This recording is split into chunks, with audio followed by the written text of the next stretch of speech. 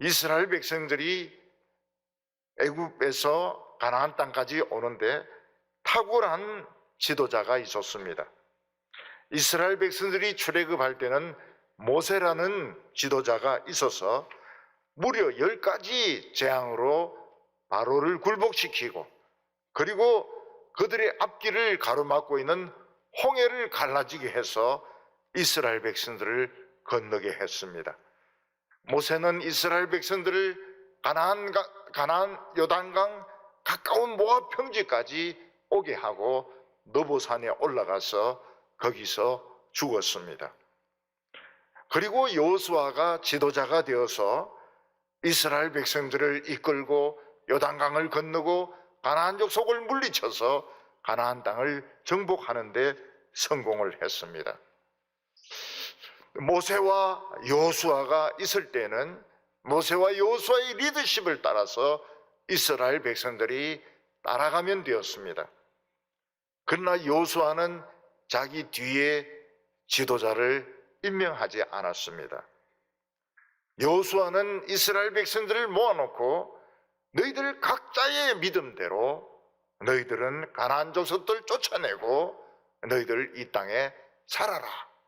지도자를 임명하지 않고 여호수아는 나이가 들어서 죽었습니다. 지도자가 없이 가나안 땅에 버려진 이스라엘 백성들은 한 사람 한 사람이 믿음으로 일어서서 가나안 땅을 차지하든지 아니면 오합지졸이 되어서 이리 썰리고 저리고 썰리고 하던 이런 형편에 처해 있었습니다. 그런데 이스라엘 백성들 가운데는 모세와 여호수아의 말씀을 기억하는 사람들이 많이 있었습니다. 우리는 이제 더 이상 어린아이가 아니다. 우리는 지도자에게만 의존하던 어린아이가 아니다. 우리 한 사람 한 사람이 믿음에 굳게 서서 자기가 할 일을 열심히 하자. 그러면 우린 가나안 땅을 옥토로 만들 수 있을 것이다. 그렇게 생각하는 사람도 있었습니다. 어떤 사람들은 아니 여호수아와 모세 없이 우리에게 무엇을 하라고 하는 것인가? 우리는 아무것도 할 수 있는 것이 없다. 그래서 그 자리에 주저앉아 있어가지고 아무런 열매를 거두지 못하는 그런 지파도 있었습니다. 우리는 교회에서 하나님의 말씀을 듣습니다. 그러나 학생은 학교에 가거나 또 어른들은 사회에 가거나 또 직장에 갔을 때는 각자 자기 믿음에 따라서 자기 스스로 모든 것을 결정하고 모든 것을 헤쳐나가야 됩니다. 자기 믿음에 굳게 서서 남이야 뭐라고 하든지 간에 최선을 다해서 하는 사람에게는 승리가 있고 하나님의 축복이 있습니다. 그렇지만은 나는 아무것도 못해. 내보고 뭘 하라고 하는 거야? 그러면서 주저앉아 있는 사람은 결국은 이방의 압제를 당하고 가지고 있는 것까지 뺏기고 아주 어렵게 살게 되는 것입니다. 오늘 첫 번째는 여호수아가 죽은 후에 우리는 뭘 할 것인가? 이스라엘 백성들은 어떻게 할 것인가? 하는 것입니다. 여호수아는 아주 훌륭한 지도자였습니다. 여호수아는 모세의 후계자였는데 모세는 능력의 지팡이도 가지고 있고 반석을 쳐서 생수가 나오게 했고 시내산에서 하나님을 만난 후에는 얼굴에 빛이 나오기도 했습니다. 그런데 여호수아는 모세가 가졌던 이런 카리스마가 하나도 없었습니다. 그는 지팡이도 없었고 반석을 쳐서 생수가 나오게 하지도 못했고 얼굴에서 빛이 나오지도 못했습니다. 그런데 여호수아는 하나님께서 명령하신 대로 죽자고 하나님의 말씀을 붙잡았습니다. 그랬더니 요단강이 딱 끊어지면서 댐처럼 세워지는 이런 일이 일어났고 여리고성을 7일 동안 돌았더니 그 거대한 돌로 지었던 여리고성이 폭삭 무너져 내리는 경험을 했습니다. 근데 여호수아도 인간이기 때문에 시행착오가 있었습니다.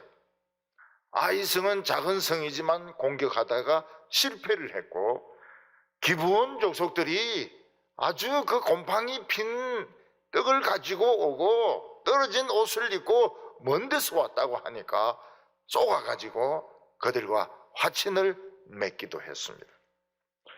그런데 여호수아는 이런 실수에 연연해하지 않고 그는 최선을 다해서 싸우는 동안에 태양이 멈추고 달이 아얄론 위에 멈추는 이런 체험까지 한 사람이었습니다. 근데 여호수아는 나이가 많이 들어서 다음 후계자를 세우지 않았습니다. 오직 이스라엘 백성들을 모아놓고 너희들 하나님 말씀만 섬기라. 그리고 각자 믿음을 가지고 알아서 가나안 땅을 정복하고 알아서 가나안 땅을 지배하라. 이런 말을 남기고 여호수아는 110세에 죽습니다. 그래서 이스라엘 백성에게는 지도자가 없는 긴 시간이 오게 됩니다. 여호수아가 죽고 사울 왕이 세워지기까지 기간은 한 300년 정도 됩니다.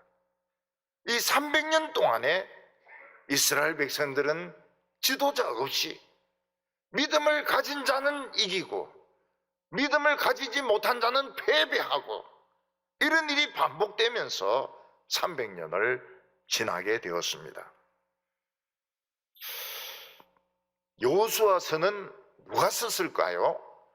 대개 여호수아가 기록했다고 생각을 합니다. 그러면 사사기는 누가 기록을 했을까요? 사무엘이 기록했다고 생각을 하고 있습니다. 그래서 앞부분에 지금 약간 중복되는 부분이 있습니다. 이거는 저자가 달라서 그런 것입니다. 여호수아가 죽은 뒤에 이스라엘 백성들은 지도자가 없으니까 무엇을 어디서부터 해야 할지 몰랐습니다. 이럴 때 잘못하면은 막 이 사람 저 사람 나오면서 이게 옳다 저게 옳다 막 난장판이 될 수가 있습니다. 그러면 되는 일도 없고 안 되는 일도 없습니다. 엉망이 되어버립니다. 이스라엘 백성들은 지금까지 어린아이였지만 지금은 우리는 더 이상 어린아이가 아니다. 우리 어른처럼 생각하고 어른처럼 행동해야 된다. 어른처럼 생각하고 어른처럼 행동하는 것이 무엇일까? 자기 생각을 가지고 입을 놀리는 것이 아니고 하나님께 기도해보자. 하나님께 기도해보자. 이게 우리가 제일 먼저 해야 될 일이라고 생각했습니다. 1절 말씀 보면 여호수아가 죽은 후에 이스라엘 자손이 여호와께 여쭈어 이르되 우리 가운데 누가 먼저 올라가서 가나안 족속과 싸우리까? 이스라엘 백성들은 지도자가 없으니까 전부 멍청하게 되었습니다. 우리가 이렇게 멍청하게 있기만 해서는 안 되겠다. 우리 하나님께 한번 기도해보자. 하나님이 뭐라고 말씀하시는지 한번 들어보자. 이 사람이 이 소리하고 저 사람이 저 소리하고 막 시끄럽게 싸우고 이렇게 한 것이 아니고 그들은 하나님께 기도했습니다. 근데 놀랍게도 하나님은 응답을 하셨습니다. 보통 때 이스라엘 백성들은 기도 응답은 모세나 여호수아 같은 이런 신앙이 좋은 사람만 받는 것이지 우리 같은 어린애들은 기도 응답 못 받는다 이렇게 생각했는데 그것이 아니었습니다. 하나님께서는 지도자가 없는 이스라엘 백성들에게 응답을 해주셨습니다. 2절에 보면 여호와께서 이르시되 유다가 올라갈지니라 보라 내가 이 땅을 그의 손에 넘겨주었노니라 하시니라. 하나님께서는 보시기에 유다가 좀 자기 신앙을 잘 붙들고 있다고 생각이 되었습니다. 그래서 유다 지파부터 올라가라. 산지니까 산지에 올라가라. 내가 가나안 족속을 너희 손에 넘겨주겠다고 약속을 하셨습니다. 옛날 번역에는 이 족속을 너희 손에 붙였다고 말했습니다. 마음대로 두들겨 패고 죽이고 할 수 있도록 다 넘겨 주었다, 그런 뜻입니다. 그런데 이것은 하나님의 말씀이고 유다 백성들이 판단하기에는 자신들의 힘으로는 어렵다는 겁니다. 오늘 두 번째는 유다 지파가 이렇게 했더니 큰 승리를 거두게 되었습니다. 유다 지파가 일단 하나님 약속을 믿고 자신들의 부족한 부분을 시몬 지파의 도움으로 메꾸고, 그리고 최선을 다했습니다. 최선을 다했어요. 그런 과정에서 하나님의 도우심이 임하는 순간을 체험을 했습니다. 어느 한 순간부터 유다 지파와 이 시몬 지파는 막 힘이 넘쳐서 펄펄 뛰고, 가나안 족속들은 겁을 집어먹고 도망치지도 못하고 막 점점 몰리는 이런 순간이 있었던 것입니다. 이게 하나님의 도움이 임하는 순간입니다. 4절에 유다가 올라가매 여호와께서 가나안 족속과 브리스 족속을 그들의 손에 넘겨주시니 그들이 베색에서 10,000명을 죽이고. 유다 백성들은 딴 지파가 어떻게 하느냐 생각하지 않았습니다. 오직 자기가 해야 될까? 나 홀로 써야 된다. 내 최선을 다해야 된다. 그래서 가나안 족속과 브리스 족속과 싸움을 했는데 어느 순간부터 막 힘이 생기면서 자신감이 생기면서 전쟁에서 이기게 된 것입니다. 여기 붙여주셨다 하는 것은 하나님이 눈에 보이지 않는 끈으로 묶어가지고 아주 도망 못 가도록 그냥 구석에 처박아 놨다는 뜻입니다. 그래서 가나안 족속들은 우물쭈물하고 있습니다. 이 유다 지파, 시몬 지파는 막 힘이 넘쳐가지고 막 펄펄 날뛰는데 가나안 족속들은 맥을 추지 못했습니다. 베색에서 10,000명을 죽였다고 하는 것은 엄청난 사람들을 죽인 것을 말합니다. 그런데 유다 지파는 이 전쟁에서 가나안 땅의 최고 악질을 죽이게 됩니다. 최고 악질. 최고 악질의 이름이 아도니 베색인데, 아도니는 주인이란 뜻입니다. 베색의 주인이라고 큰 소리 치는 이 아도니 베색, 아마 굉장히 비만하고 오만한 사람이고 악독한 사람이었을 것입니다. 이런 사람들은 절대로 항복 안 합니다. 끝까지 싸우고 저주하고 다른 사람 다 죽어도 자기는 살려고 할 것입니다. 그런데 하나님의 능력 앞에서는 아도니 베색도 별 볼 일이 없었습니다. 그도 살고 싶어서 도망을 치니까 유다 지파 사람들이 용감하게 추격을 해가지고 이 아도니 베색을 잡았습니다. 그리고 그를 쇠사슬로 묶는 대신에 엄지손가락 2개와 엄지발가락 2개를 잘라버렸습니다. 엄지손가락을 자르면 칼을 질 수가 없습니다. 엄지손가락을 자르면 창을 질 수가 없습니다. 엄지발가락을 잘라버리면 어떻습니까? 나머지 5개 있는데 괜찮겠지. 아닙니다. 서 있기가 힘듭니다. 엄지발가락 자르면 서 있기가 힘들어요. 양쪽 엄지발가락을 잘라버리면 흔들흔들합니다. 밀면 그냥 그대로 넘어집니다. 이거는 쇠사슬로 묶는 것보다 더 무서운 형벌입니다. 너같이 교만한 자는 다시는 칼을 잡지 말라. 다시는 서서 다른 사람들 앞에서 네가 주인인 것처럼 큰 소리 치지 말라.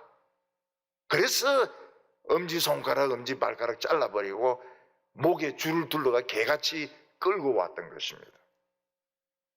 6절에 보면 아도니 베섹이 도망하는지라 그를 쫓아가서 그의 엄지손가락과 엄지발가락을 자르매. 7절에 아도니 베섹이 이르되 옛적에 70명의 왕들이 그들의 엄지손가락과 엄지발가락을 잘리고 내 상 아래서 먹을 것을 줍더니 하나님이 내가 행한 대로 내게 갚으심이로다 하니라. 무리가 그를 끌고 예루살렘에 이르렀더니 그가 거기서 죽었더라.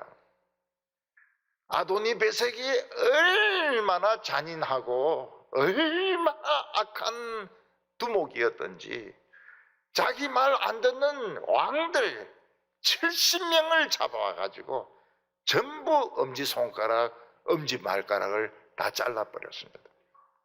그리고 자기 상 밑에 전부 엎드리게 해가지고 개처럼 자기가 던지는 닭다리, 자기가 먹다가 던지는 갈비, 자기가 먹다가 던지는 생선 대가리, 그런 걸 주워 먹도록 만들었던 것입니다. 근데 이런 70명의 왕들이 이런 꼴을 한번 당하고 나면은 다시는 아도니 베섹에게 덤벼들지 못합니다. 그러니까 아도니 베섹은 70명이나 되는 왕들을 아주 개취급을 한 겁니다. 그런데 이제 보니까 어떻습니까? 하나님이 자기를 개로 만든 겁니다. 엄지손가락과 엄지발가락 다 잘리고 목에 줄을 매가지고 끌고 가는데 자기가 개라. 결국은 예루살렘에 와서 출혈 과다로 피를 많이 흘려서 죽게 됩니다. 우리가 신앙생활을 하면서 늘 기억해야 될 것이 뭔가 하면 내가 딴 사람에게 한 말과 행동이 언젠가는 나에게 돌아온다는 겁니다. 내가 남에게 못된 말을 하고 못된 행동을 하면 언젠가는 다른 사람을 통해서 돌아오게 되어 있습니다. 근데 내가 다른 사람에게 선을 행하고 사랑을 베풀면 또 다른 사람을 통해서 하나님이 선을 행하시고 선을 베푼다는 것입니다. 오늘 세 번째로는 용감한 자에게는 하나님이 상을 주신다는 겁니다. 유다 지파에는 갈렙이라는 노인이 있었습니다. 이 사람은 40년 전에 가장 가나안 땅에서 정복하기 힘든 그 헤브론 산지를 정탐을 했고 하나님께서는 갈렙에게 이 땅을 너와 너 후손들에게 주시겠다고 약속을 하셨습니다.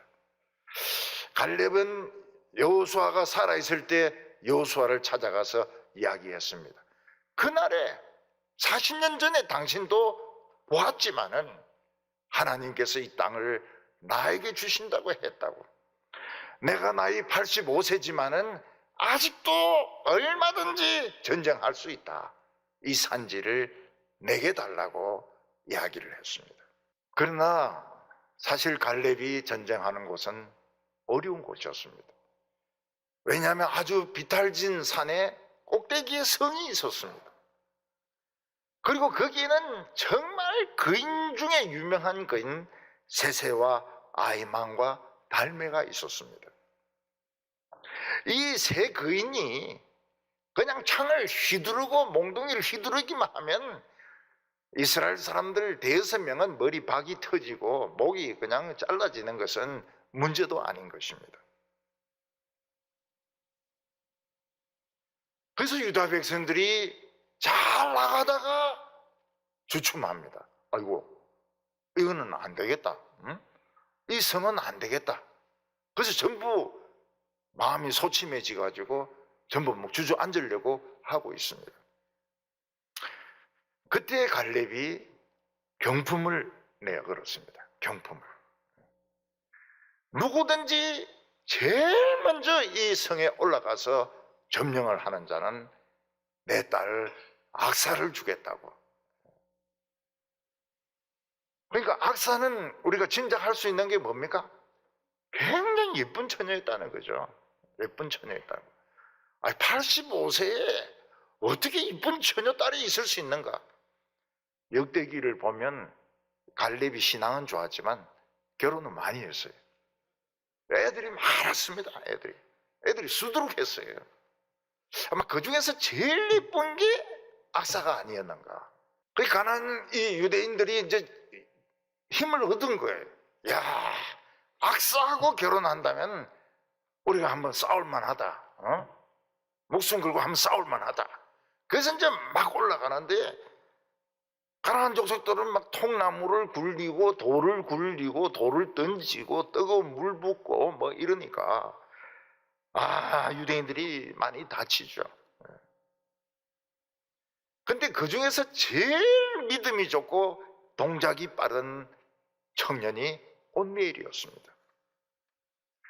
온니엘은 그 통나무를 피하고 바위를 피하고 막 그래가지고 쏜살같이 성 꼭대기를 타고 올라가가지고 그 성에서 돌 굴리고 통나무 굴리는 자들을 막 화살로 쏘아가 다 죽여가지고 결국 그 성을 점령을 해버렸습니다. 온니엘은 갈렙의 동생의 아들이었습니다. 그러니까 조카죠. 갈렙으로 보면 조카죠. 그리고 악사로 보면 사촌이죠. 사촌.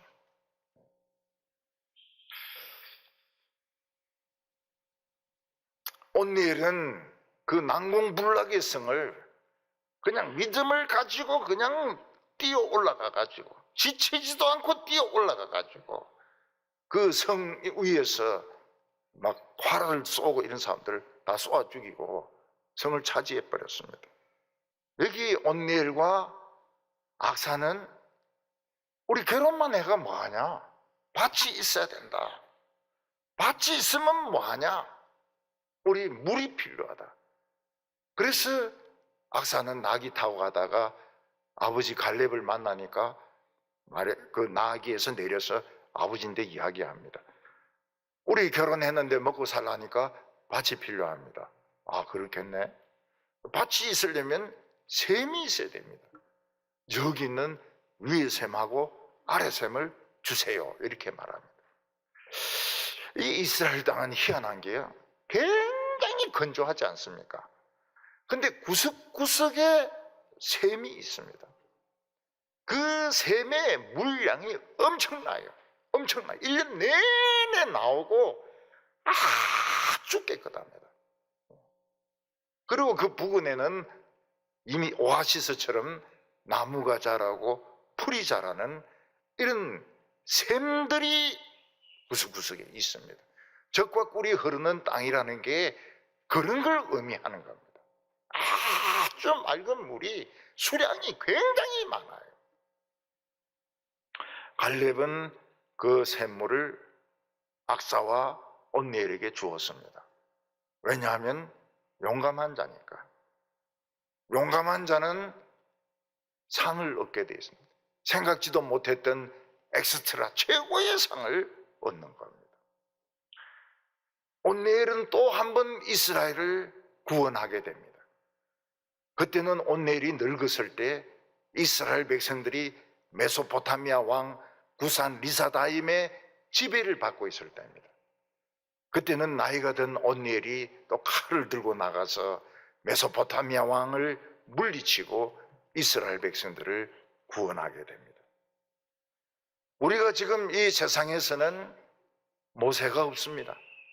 여호수아도 없습니다. 우리는 이제 더 이상 어린애가 돼서는 안 됩니다. 칭칭거리면서 불평하고 왜 하나님은 나를 가난하게 하시는가 이런 소리 하면 안 돼요. 우리는 어른이 돼야 됩니다. 각자가 자기 믿음에 굳게 서서 하나님은 이 세상을 내게 주신다고 약속하셨다. 그리고 내 부족한 점이 무엇이냐? 부족한 것은 보충을 하고 최선을 다할 때 하나님의 능력이 임하게 되는 것입니다.